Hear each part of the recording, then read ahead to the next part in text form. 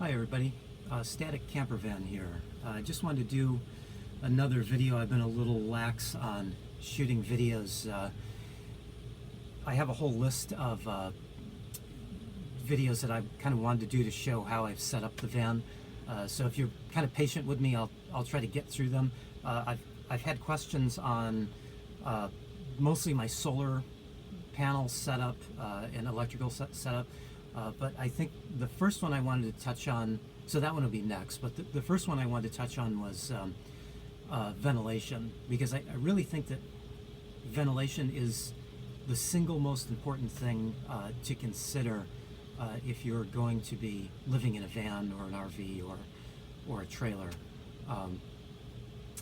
Where I am, it gets incredibly hot. A few weeks ago it was about 125 degrees out. That's I think about 50 degrees Celsius if you're in a civilized country.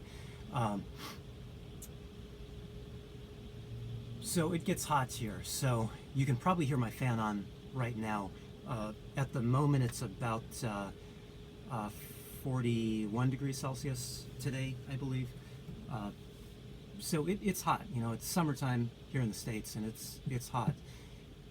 Without a vent fan, I would not be able to stay in the van. At the moment, you can see well, you'll probably notice when I pan the camera around in a minute that the van is a little sparse.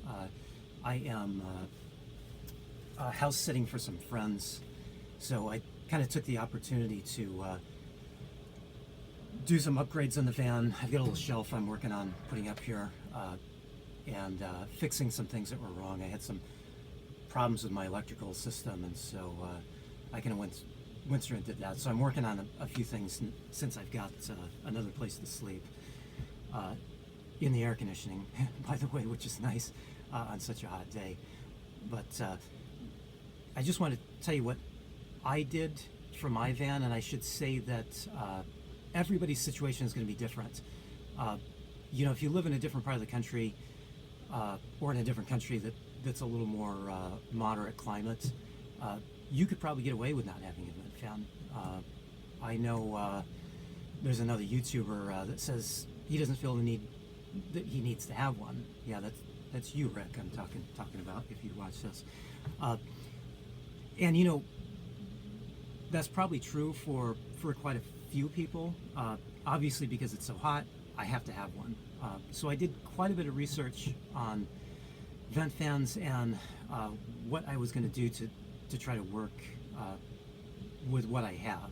Obviously, I have a small van, small space, so that had some constraints to what I was able to do.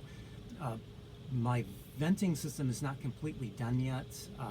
I'm still kind of tweaking it, but I'll show you what I've done in just a second. Before I bought the van, I kind of looked at different vent options. If you Google, you know, RV vents, you'll probably get, mostly that comes up when you do a search, the Fantastic Fan, which apparently is a great quality fan.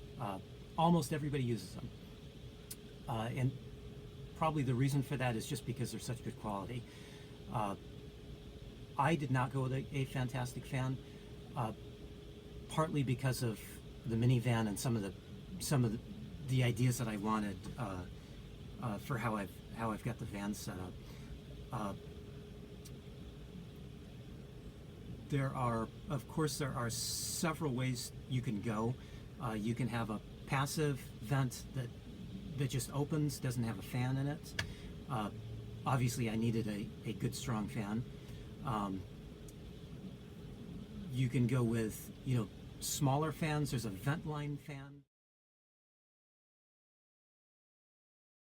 I'll try to put some pictures, drop some pictures in, just to show you what I'm talking about if you're not familiar, if you haven't done any research yet of your own. But there are lots of options. The option that I picked was called a Max Air fan. And if you look at it, I can give you a look at it here from inside the van. It is very similar to the Fantastic fan. So it has a knob that you can open and close the lid. It has some controls here. It has 10 speeds. You can either push the air out or you can pull the air in. And then this one also has an auto feature that will come on and turn the fan on at a specific temperature. To be honest, I don't quite understand how that works, and so I don't use it much. And this time of year, I really just leave the fan on 24/7. I've got enough battery power and solar that I just don't have to worry about that. The one reason I chose the Max Air over the Fantastic fan is the model I picked is a little different up on the roof, and let me show you that. I'm sure the camera's going funny with all the strange lights, but so the Max Air here, the model that I have,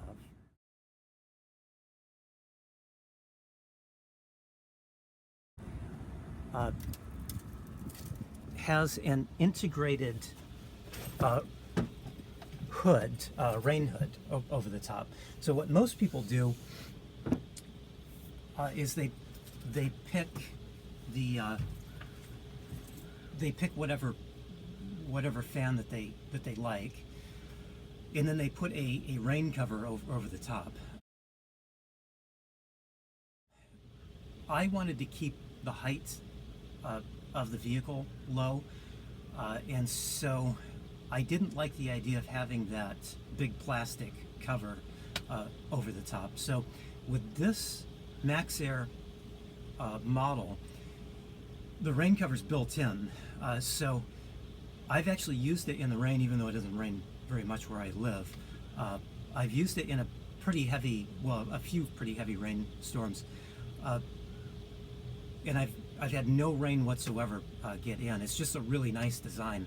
It is a little bit bulkier on the outside as compared to most fans, but for me and my kind of what I wanted,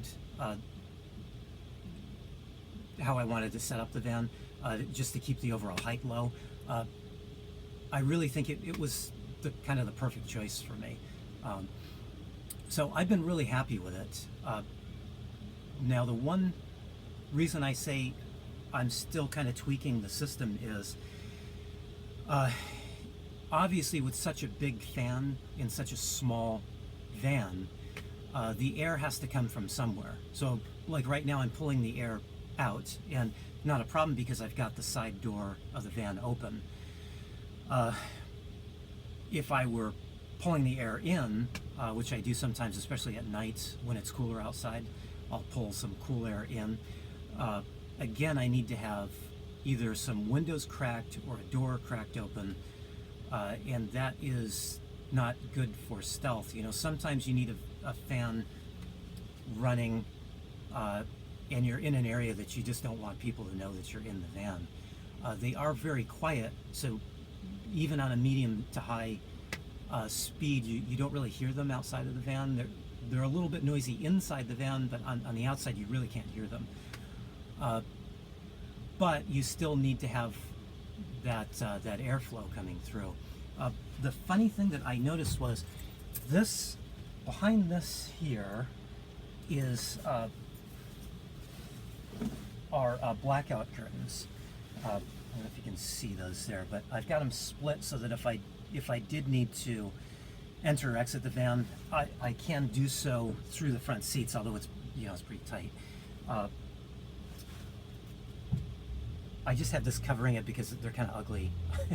the back of the curtain is kind of ugly, but what I didn't realize about putting up the curtains and this is a great thing, is it's always about 15 degrees warmer in the front cab compared to the back of the van. And I think that that's just because it's a cargo van with no windows back here. And so all that glass in the front does heat up the front of the van really quickly in the morning. And like I said, it gets really hot. And a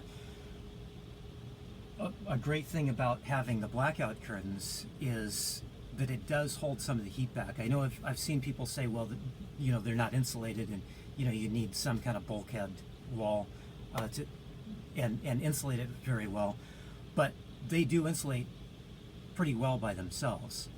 The one drawback that I found, and this is kind of a funny thing, is I kind of intended to just leave the windows cracked a bit, and I was going to put in some of those little air vents that go up in the front of your front windows, so that I can keep them down just a little bit, and then I can have air movement through, because this is not really sealed off completely, so air does come through. The trouble with that is because it's so much warmer up front, when I do that, I'm pulling hot air from the front where the windows are into the back and warming up the back. So I didn't like that idea for a long-term solution. I've been looking to add some kind of vent to the back of the van, but I've been kind of reluctant on cutting a hole in the side of the van, just because of the stealth factor. And I mean, I know I've got the vent up on top and the solar panel on top and all, but believe it or not, people don't notice those all that much. So in my mind, having a vent cut in the side of the van was going to be much more noticeable. So I kind of toyed around with different ideas of what to do, and this is what I came up with, which is a little bit of an odd solution. I cut a hole in the floor of the van, and I know Into the Mystery 13 was just talking about this recently, another YouTube channel.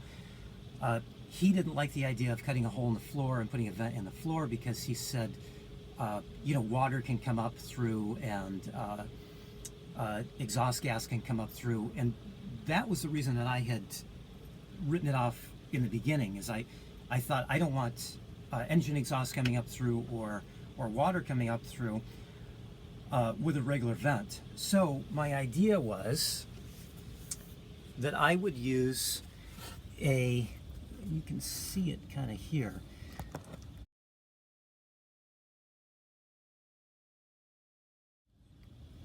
That is a ring that is used to put in a garbage disposal. So the great idea with that is I can actually plug it off. The cover that comes with it, and probably everybody's had or seen a garbage disposal before, but they come with this plug. This seals off that hole completely with this good rubber seal around the outside, so no water comes up through when I'm driving in the rain, and no air comes through. So it's actually been a great solution. Unfortunately, it's only 3 inches big, and so it's not quite enough for me to be comfortable. It works well just to have the fan on low when I'm at work, and kind of help take some of the hot air that my refrigerator generates and pull it up out of the van. But I really would need a few more of them, probably 2 more of them really, to have enough airflow for me to be comfortable. So that is something I'm still working on. I don't really have many places in the floor to cut another hole, to drop another one in. If I did, I would have put another one in already. But so that is a problem still needs a solution. It's not a bad problem, but you know, that's a problem I'm still working on. But anyway, I know it's kind of an odd solution, but I thought it was kind of a good idea, being that I could just close it off with the cover, and on the bottom, because it sticks down through the bottom of the van.